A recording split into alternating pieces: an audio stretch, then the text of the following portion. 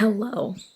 A long time no see. It's definitely been a while. I'm definitely out of practice, but I've missed everyone. And I hope you guys are doing well. So, I thought I'd start this vlog very randomly because I've been having issues with my reading lately. I've been trying to pick up any type of book just to read or just, to connect to a story, and it hasn't been working. Granted, it's been a couple of days, but it's really weird for me not to read almost every day and to not be connecting to a story. I just don't care about anything that I pick up. I'm not immersed in any story, so maybe I'm just bored with my current book selections that I have, which really consists of subscription box books and a couple of select books that I brought with me, which I will show you. I don't actually have a shelf, they're all just on the floor. So these are the books. As you can see, there are some special editions here, and then all of that is just books that I brought with me slash bought. That one is new, that one is new, that one and that one is new. So I'm not feeling any of this. So I thought, hang on, let me just pan to my face. So I thought maybe I could pick a book at random, see if I'm feeling it, and hopefully that'll get me out of this weird mood that I'm in. So I created this little TBR jar, and it's filled with all of my books that I own, including subscription box books. I don't obviously have all of them, but I do have most of them on Kindle, and if I don't have them, I'll get it on Kindle or my library, whatever it is. Let's see. I'm just hoping that this jar will help me get me out of this. So let's pick one together and see if I vibe with it. I don't have a tripod, so you're going to be very low down here. Okay, I think this is fine. So, let's pick one. That was loud. Alright, I think I'm gonna go for something at the bottom because I don't think I've picked one from there before. I have used this jar once or twice, and it had proved successful. So, let's see, I dropped one. I'll pick this one though. Okay, let's see what I get. I don't even know what that says, but you'll know.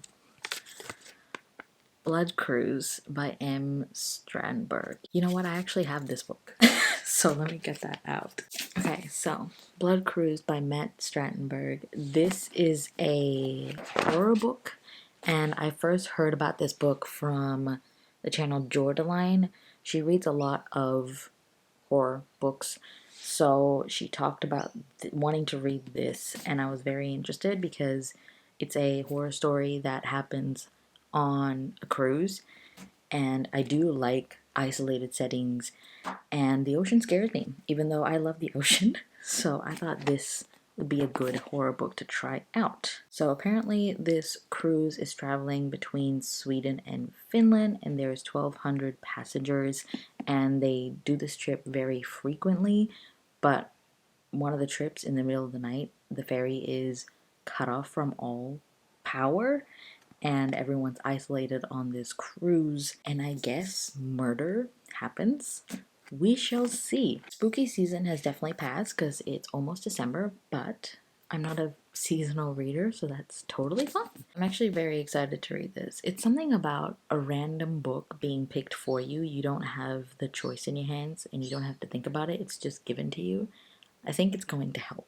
So I am actually working from home today, and I do have work to do, obviously, because working.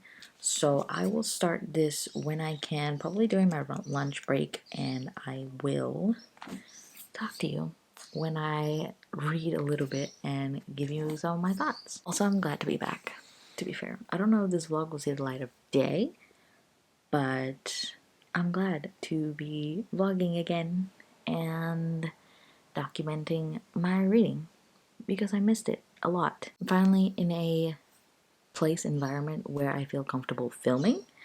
I still do have roommates, but this area is very large compared to my previous space, so I feel more comfortable, and I'm very excited to be creating more videos, hopefully. But yeah, I gotta get back to work, guys. Okay.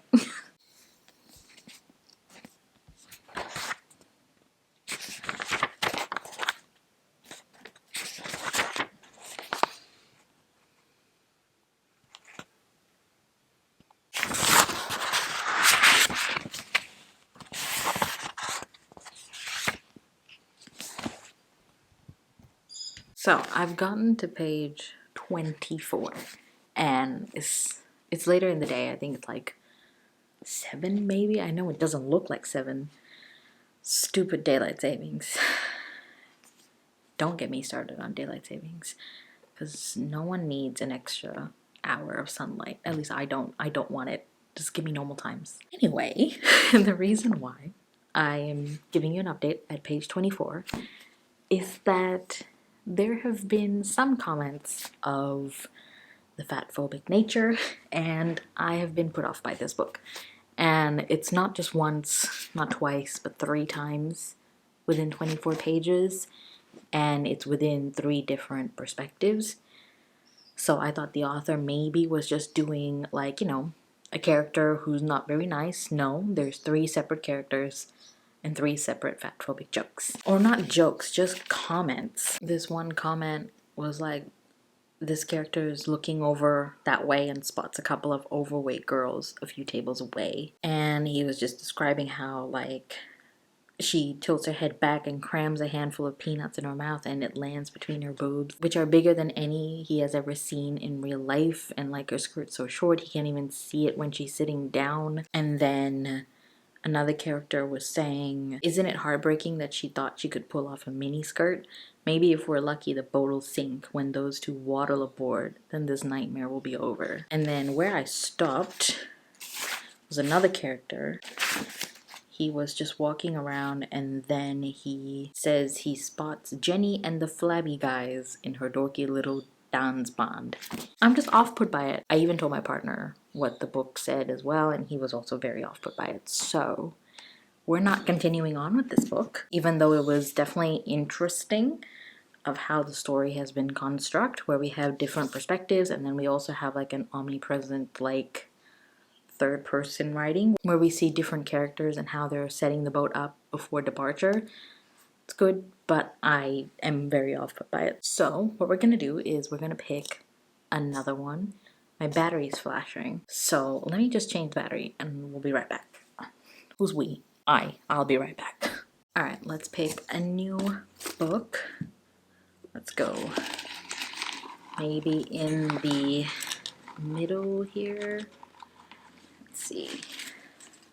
Oh god, they're all gonna come out.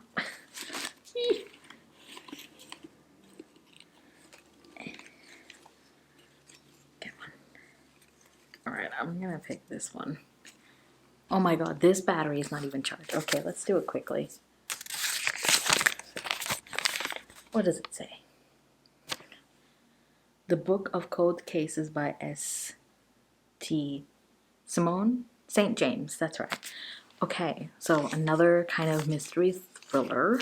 I don't have this physically, but I have it on Kindle. So I'm going to start reading this on my Kindle, and I will come back to tell you my thoughts and what this book is actually about. I've heard good things, especially from Leslie, the Nerdy Narrative. She really liked Simone St. James' book. I'm pretty sure it's The Book of Cold Cases.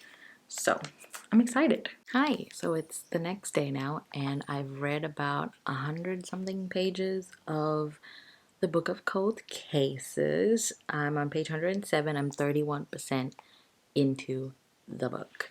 And it's already progress, because the book that I was reading before I started this vlog, I read 120 pages over a whole week, which might be fine for some of you, but for me that's just a very, very slow pace, and I get irritated and impatient about finishing that book, which is what drove me into this whole, I don't want to say slump, but just this whole moody conundrum that I have about reading, which is why this whole vlog started. But anyway, this is great progress because I am actually going at a pace that I normally would, and this book has definitely gripped me. So, what this book is about. You're following two characters in this story, Shea, I think that's how you pronounce her name, Shea, and Beth.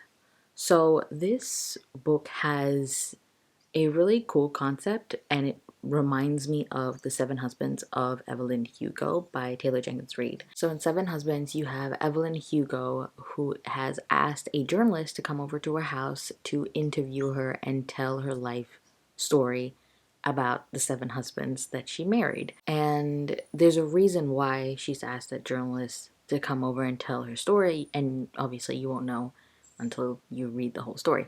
So with the Book of Cold Cases, it's very similar because you have Shea, who has gone through something in her childhood that we don't know as of yet, and since then she has been obsessed and very passionate about true crime. So in her spare time, she runs a blog called The Book of Cold Cases, and she talks about many true crime stories. And one day in her regular job, she comes across a murder suspect of a very famous murder case in her town called the Lady Killer case. The person that she meets is Beth, who is the prime suspect of the Lady Killer murder case.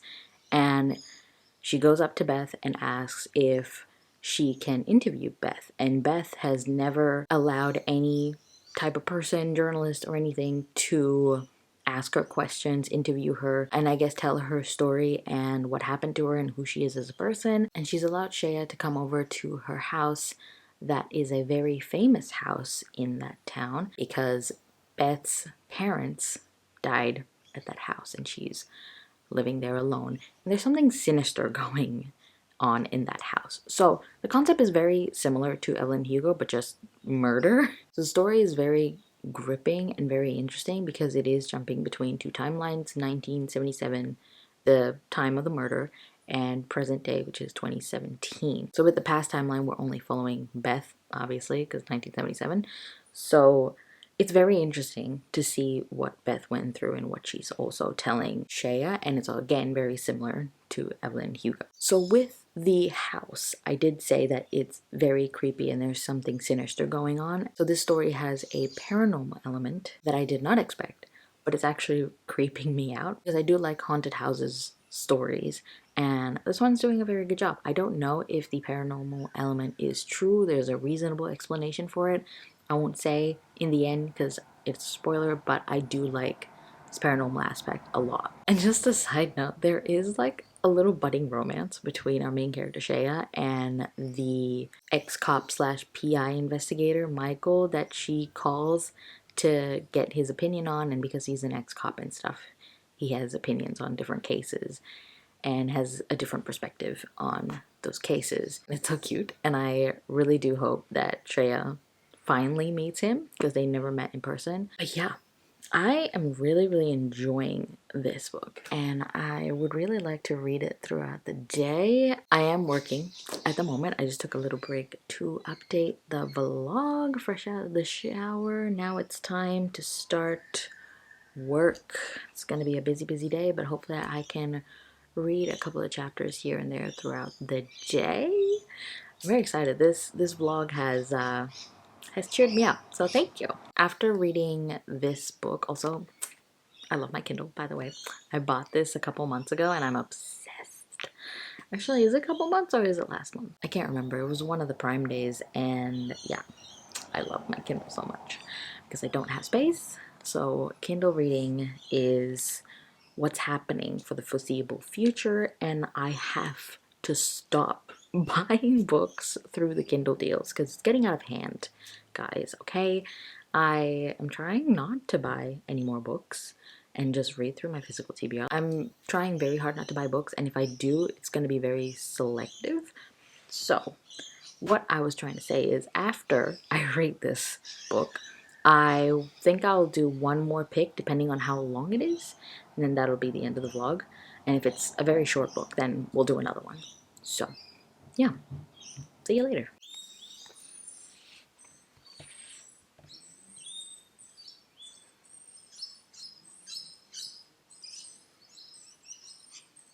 So it's a bit later in the day, and I found out that tomorrow we're going to be out all day, really, and I have a lot of downtime. So I was thinking maybe I should pick the third book because I am about like 59% of the way through, and I'll probably do some more reading later tonight. So there's a possibility I finish it today or definitely tomorrow. So I wanted to pick another one so I'm not stuck tomorrow without a book. So let's pick. Let's go for the bottom one. Did I get it? I don't know. Oh, okay. Yay. What does that say? I don't even know. Immortal Longings by Chloe. Is it Chloe Gong? Oh, that one. Look, this was sent to me by my lovely bestie Abby for my birthday. So thank you, Abby, for sending that to me. I'm very skeptical about this book. I don't have it here. It's in the room. I actually have a physical copy. So this is the book, Immortal Longings by Chloe Gong. This came out this year, I believe. And the only reason why I'm interested in this is because it is not a historical fantasy like her other books. I did try These Violent Delights, DNF'd it, because it was very heavy on real life politics, and I wasn't interested in that.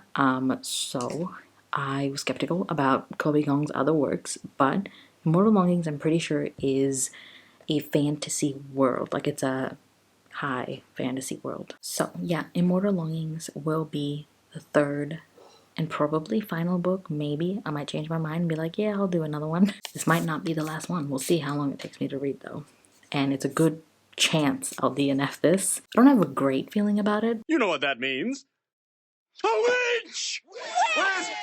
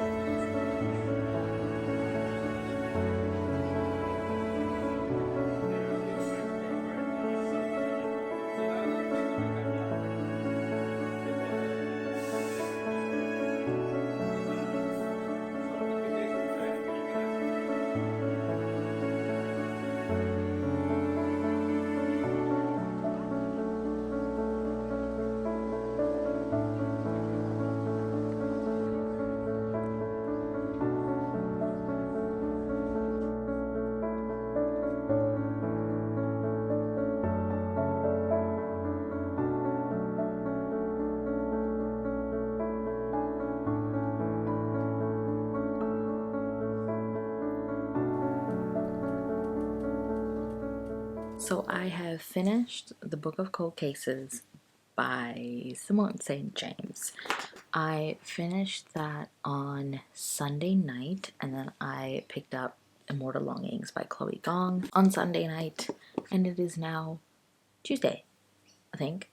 Yeah, I have very bad brain fog today, so please excuse the mess and the mess, in here. So let's talk about the Book of Cold Cases by Simone St. James. So last time I talked to you about that, I was halfway through the book, and basically the rest of the second half relies heavily on the past, where we find out everything we could about the lady killer case. And I really, really enjoyed this thriller.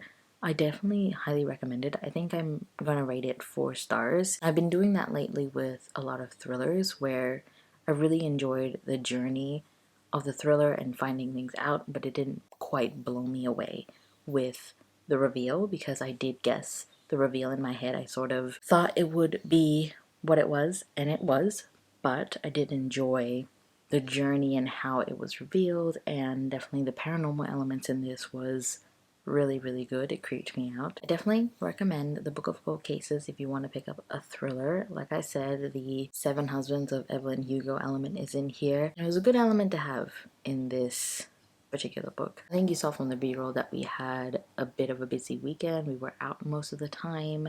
We went shopping for Christmas presents and just shopping in general, which I will talk about in a little bit, but we went out and everything, so I didn't have a lot of time to read through the weekend, so I only could finish The Book of Cold Cases on Sunday night, and then I picked Immortal Longings by Chloe Gong on Sunday night as well, and now I am on page 120 of Immortal Longings, so let's talk about this. This apparently is Chloe Gong's debut adult epic fantasy. I don't know if I would call it epic fantasy because there's a lot of human real life elements in this in terms of technology. They have computers, cybernet cafe. It's very technologically advanced in this.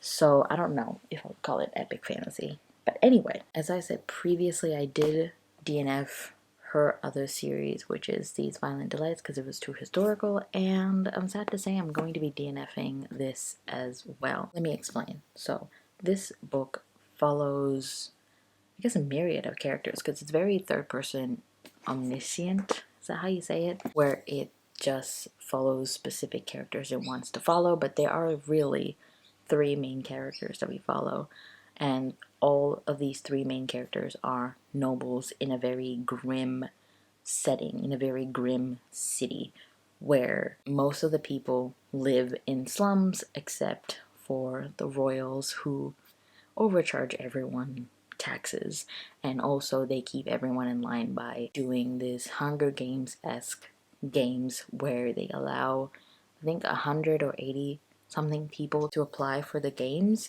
every year, and the players will fight to the death, and the winner will receive a lot of money from the king. So this does have a Hunger Games element, trial games element in this, which is fine, but it definitely is very reminiscent of Hunger Games, except they're not isolated. It takes place within the city itself, and the game is televised through CCTV cameras. Anyway, we follow three main characters. Three of them, again, are nobles. One of them is the crown prince, August. The other one is Princess Kala, who has been hiding in the city for 5 years because she killed her parents, who were the king and queen of the city. To explain, it's twin cities, so it's one city split into two, and there's two different kings and queens. She killed her parents, who were ruling one of the cities, and because she killed her parents, the cities merged to one king, King Kasa. So Kala is trying to get into the trial games because by the end of it she will be crowned victor, and she will finally be able to face King Kasa, her uncle, and to kill him, essentially, because she wants all the royalty gone because they're not doing anything to help the city and its people. And she thinks killing the royals will help that. The third perspective we're following is Anton Makusa, who is also an exile noble and is very good friends with August, like I said before, the crown prince. And he was exiled with the love of his life, who went into a coma, and he is in deep debt trying to keep her alive in the hospital. So he's trying to get into these games to win that cash money at the end to help the love of his life stay in the hospital and, pay off the hospital debts. But I think he also has other motives as well that I'm not too sure. And then we have August, the crown prince. His motive is basically to dethrone King Kasa and to take his place, because he also thinks that King Kasa is not doing anything for his citizens, and he's just taxing them, and everyone's living in slums and nothing's being done about it. But he doesn't want to outright kill King Kasa, so he has made an unexpected alliance with someone in the games to help him kill Kinkasa. Where I am at now is we're in the middle of the games and things are playing out, and the magic in this is very, very interesting because it is basically soul jumping. If you've seen the K-drama The Alchemy of Souls, I think that's what it's called. I've only seen half an episode, but the magic system is like that, where a person's soul, or in the book they call them chi, can jump into another body that already has an occupancy. So there would be a double occupancy in that one body. So you can soul jump to different bodies. It is illegal in this city, but again, this city is very grim and lawless, so you can do whatever the fuck you want anyway. So the magic is very, very interesting because obviously there are restrictions where if you're not powerful enough, that body or that person that's occupying the body can reject you and you can get sickness, or if you jump bodies very consistently, that will rot your soul no matter how many bodies you jump through. It'll just rot you from the inside out. So it's very cool. And obviously all three of our characters can jump bodies because they have the jumping gene, and all three are very powerful, but the case is who is the most powerful one. So yeah, I think this is okay. It says it is an adult epic fantasy. For me, it's just a fantasy that has a little bit more world building and swearing, and the characters are aged up, but everything else feels very YA. Like the tropes in this with the trials and the games and the way they speak to each other and how the characters are characterized. We have Kala, who's like this badass bitch who just knows how to fight because she's been trained all her life in the palace, and she's just such a badass. And yeah, you know, it's been done before, and it's not like I'm not enjoying it, it's just I'm in the mood. Obviously the whole point of this vlog is to find something to get me out of this, I don't want to say slump, but just basically to hook me again into a story. And for me, I know this is just going to be okay, and that's not what I want.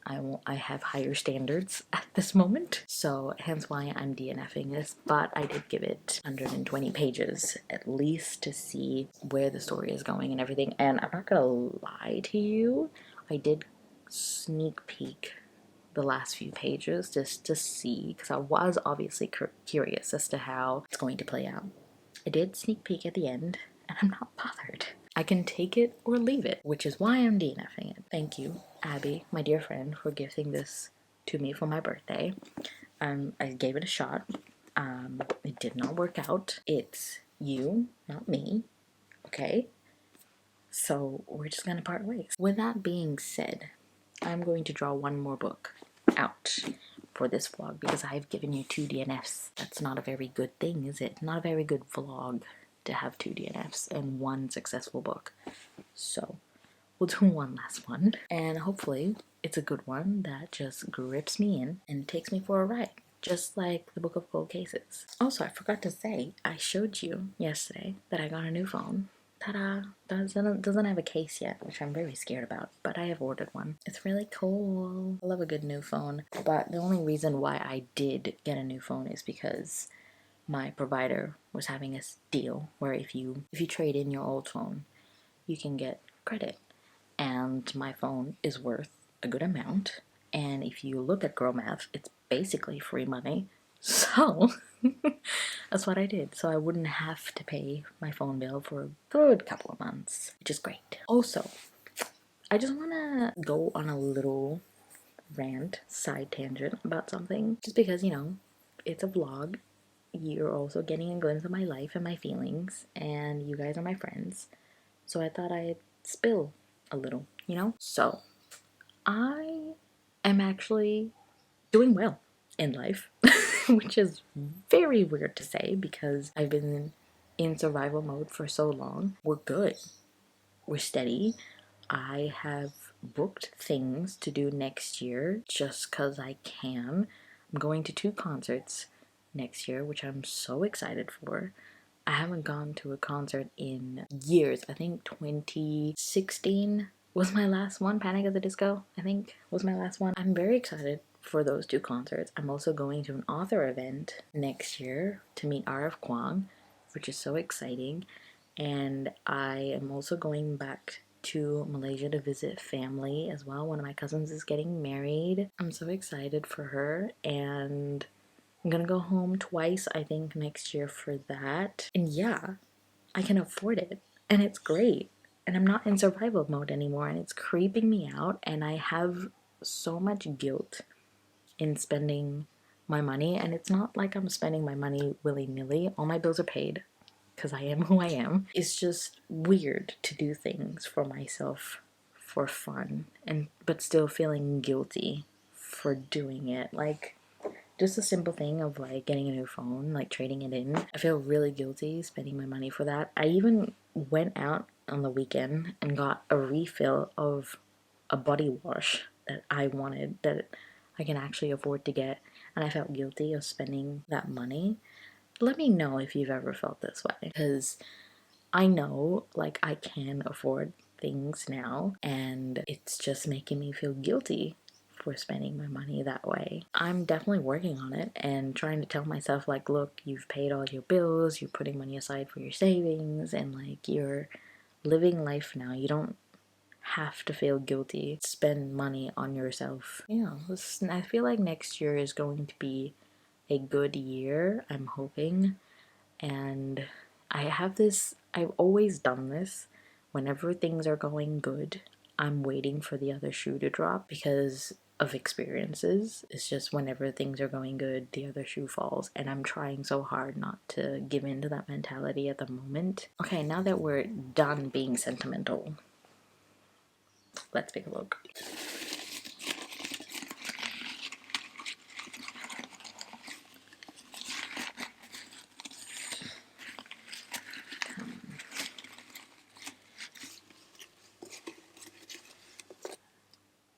Here we go. Okay, let's see what this one is. I don't know what that says, but I'll let you read it. We Were Dreamers by Simu. Interesting. Okay. I don't have this physically, so let me see where I can find it.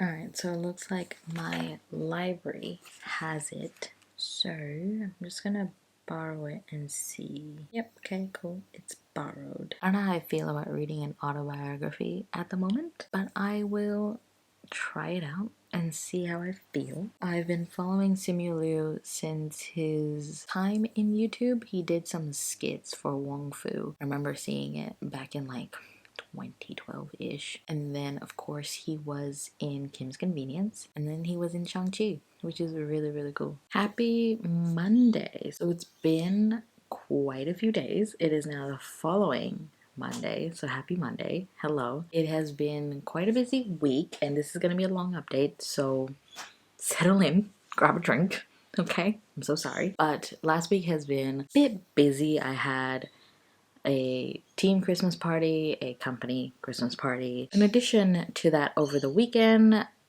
there was 2 wrestling shows that I watched, and one was SmackDown. Obviously, that was Friday night for the US, but Saturday for me. And then Sunday was a pay-per-view, which was Deadline, and that was very, very good.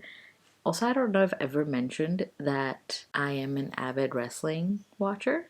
So I was obsessed in high school, and then I kind of weaned off it through uni, and I haven't gone back to it since September of this year, and I've just gotten back into it. I've gotten Sam onto it because, hello, it's great. So the both of us watch wrestling whenever it's on in a week. I think it's Tuesday, Wednesday, Saturday, sometimes Sunday if it is a pay-per-view. And I think it's a sign, a good sign, that I started watching wrestling again in September, because 2 of my all-time favorites came back to WWE. So I'm very excited. If you watch wrestling, AEW, WWE, let me know in the comments, because watching wrestling was a very solitary event for me. So I've never really shared that love with someone else. I'm so glad I've gotten my partner onto it, because we're both obsessed now. So if you watch it, let me know in the comments. Or if you did watch it back in the day in like 80s, 90s, WWF, that era, still let me know if you've watched it and who was your favorite. So yeah, that was the weekend. I actually have 3 books to show you that I've hauled recently. So the first one is The Combat Codes by Alexander Darwin. This was a lovely Christmas present sent by Liz, who is a good friend of mine here on the interwebs, and she also has a channel, so if you'd like to go check out her channel, it'll be linked. And she got me a really cool Christmas present, so thank you so much, Liz, for this.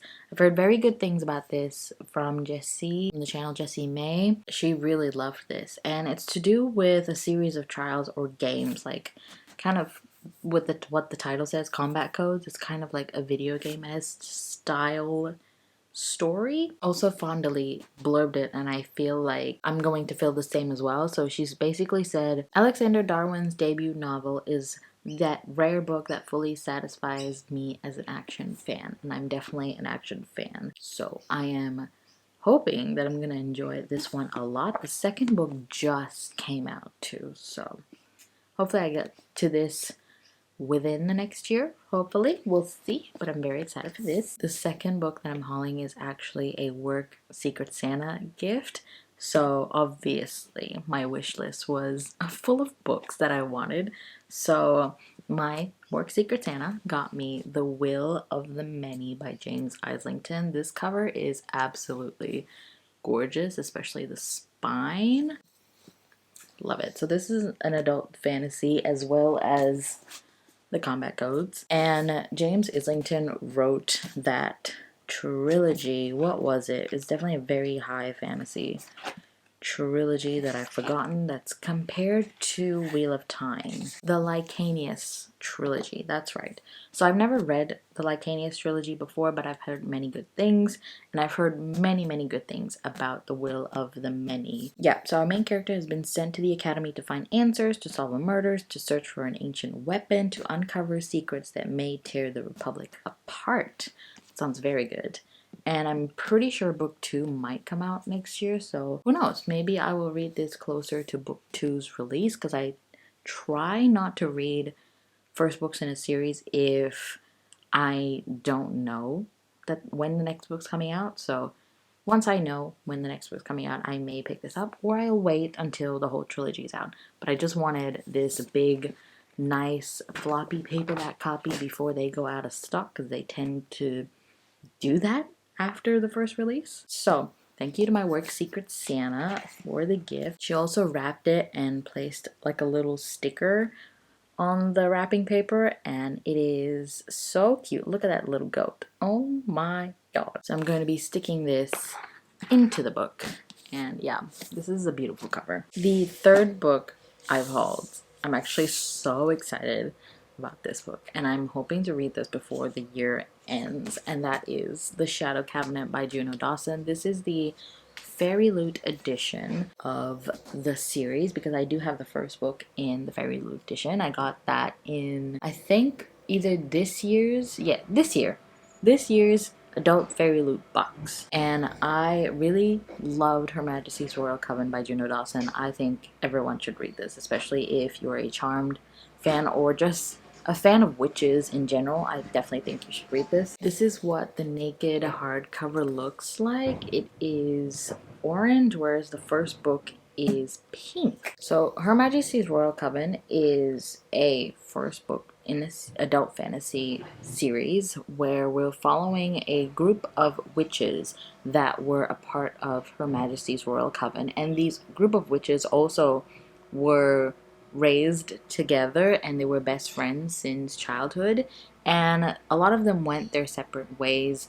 Things happened in a previous war, and they're living the consequence of this war. And presently, Her Majesty's Royal Coven, the head witch, can't quite remember her name now. That's right, her name's Helena. So the high priestess of Her Majesty's Royal Coven, Helena discovers there is a threat upcoming in the world, and she's trying to find who this evil chosen one is, because this person is also a witch, and she wants to annihilate this threat. And she asks a couple of her childhood friends for help to find this witch and to again eliminate the threat. There's more to it than that. I just don't want to spoil the story, but it is a story of friendship and a lot of gender discussions as well. And of course, there's war and the consequences of war. And I really like that in Her Majesty's Royal Coven, but really the main thing that I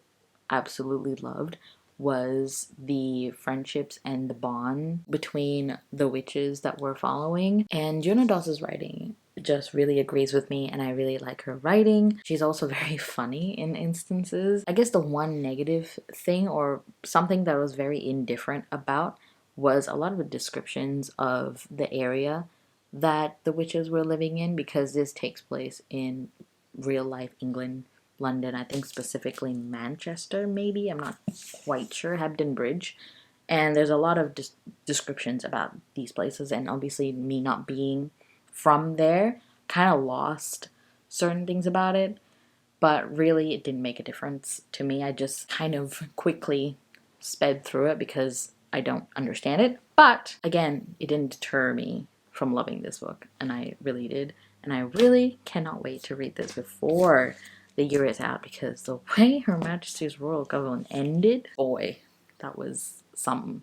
So I can't wait to see what goes on in the Shadow Cabinet. I think there is another cliffhanger in Shadow Cabinet. Alright, so after that lengthy update, let's actually talk about the book that I'm reading, which is We Were Dreamers by Simu Liu. So I think I am, how many percent? I am 63% into this book, and I'm reading it more slowly just because this autobiography, by the way, is absolutely phenomenal for me, because there's a lot of self-reflection going on within myself and a lot of validation as well to my personal issues with family, parents, myself. And Simu Liu is just making me think about all those things and reflect upon my journey so far. And this autobiography is very, very good, especially for people who have immigrated from a whole different country with a whole different language and just a whole different culture to the Western culture, and how we were brought up because we were an immigrant. It's a very phenomenal story. I was hooked from the prologue itself. Simu Liu has really good writing and charisma and charm, and I can already see that in, real life interviews and movies and stuff like that. So I'm very familiar with the way he speaks and with who he is. So I was definitely hooked from the beginning. And it's very interesting to see how his life turns out in the end, especially from where he came from. And again, so much relatability from me to him. So yeah, I'm reading this much slower than usual. And sometimes, yes, it's really hard to read because it's like looking into a mirror sometimes, and normally we don't want to see the ugly parts of our lives. We just kind of bury them instead of looking at them head on and dealing with them head on. So it's been a bit of a difficult time, I won't lie, but I truly appreciate what he's trying to say and his story for sure. That's my thoughts so far. Just phenomenal. Really, really good. I definitely encourage everyone to read this as well. I know a lot of people have read Jeanette McCurdy's book. Can't quite remember. I know the title is very famous. I'm Glad My Mother Died. I'm pretty sure that's the title. I've read it. It's really, really good, and I can relate to it in some parts, but I feel like there was a lot of detachment towards the story. There wasn't a lot of emotions to the story. She was just kind of telling the story, and the story itself and what happened to her was very jarring. But this one has a lot more emotions, and of course I relate more to this than I'm Glad My Mom Died. So yeah, if you felt that way about I'm Glad My Mom Died, and if you're a non-white person who is an immigrant, I definitely highly recommend this story. I'm pretty sure he narrates the audiobook as well. I just haven't been in the audiobook mode, so I'm pretty sure that's still good as well. But yeah, that is my thoughts so far. I gotta get back to work, guys. But I will be back when I finished We Were Dreamers. Hopefully soon, because I still have, I think, probably 3 books that I want to read before the end of the year, and it is December something. 11th? 11th. Today is December 11th. So I would like to finish this very soon so I can read those 3 books, and they're not small books either. Hello and welcome to the end of the vlog. So I think it's been a couple days since I spoke to you. It's Thursday. It's really early in the morning. It is 6:40 in the morning. I am getting ready to leave for work because today is an office day. Outfit of the day is just this plain top, pants, and this nice white cardigan. I'm here to tell you that I have finished We Were Dreamers by Simu Liu, and I'm giving this 5 stars. I don't think that's a surprise because I've said that this book has made me reflect on my past, my relationships with my family, myself, and I relate to Simu a lot in different ways, like guilt of doing things your own way and doubts of whether your way is the right way, and just a lot of things, and not believing in yourself, low self-esteem, just things like not believing in yourself and guilt for doing things your way, and yeah, just a lot of things like that. And I really do appreciate this book. I just kind of wish that we'd gone into more of what it was like filming Shang-Chi, the Marvel movie. It just ends when he gets the job. So yeah, I think that's my one critique. It's that it ended too abruptly and didn't go into the parts that I was most intrigued by, but that's totally fine. I appreciate this book as a whole. I don't like rating memoirs, but if I've learned something from it, it's an automatic 5 stars, to be honest. So, We Were Dreamers by Simu Liu. Highly recommend this memoir. But yes, really enjoyed this book. Hopefully you've enjoyed this vlog. I don't know when this will see the light of day, but hopefully you've seen it, and I hope you enjoyed it. So, I have officially come out of my funk because I'm excited to read again, because I'm going to read some sequels before the end of the year. It's December 14th today, so that means at least I have the rest of the month to read sequels. And unfortunately, this month so far I've only read 2 books. And it was for this vlog, so you know what 2 books I read. So I DNF'd The Blood Cruise, just to recap, and then I read The Book of Cold Cases by Simone St. James, gave that 4 stars, and then I picked up Immortal Longings by Chloe Gong, DNF'd that too, and then I read We Were Dreamers by Simu Liu, which I rated 5 stars. And yeah, this was a very good vlog. Thank you for coming along this journey with me and getting me out of my funk. And now I'm ready to tackle all the books for my TBR. I'm very excited for the new year. I've created a list of books that I want to read, series I want to focus on, new series that I want to focus on, and I'll probably, hopefully, film a video about that and put it out into the world. Yeah, I hope you're having a good day wherever you are. Thank you guys so much for watching. I don't know how my outro goes. Like this video if you liked it, subscribe if you want to, and thank you so much for watching. I will see you in the next one. Bye!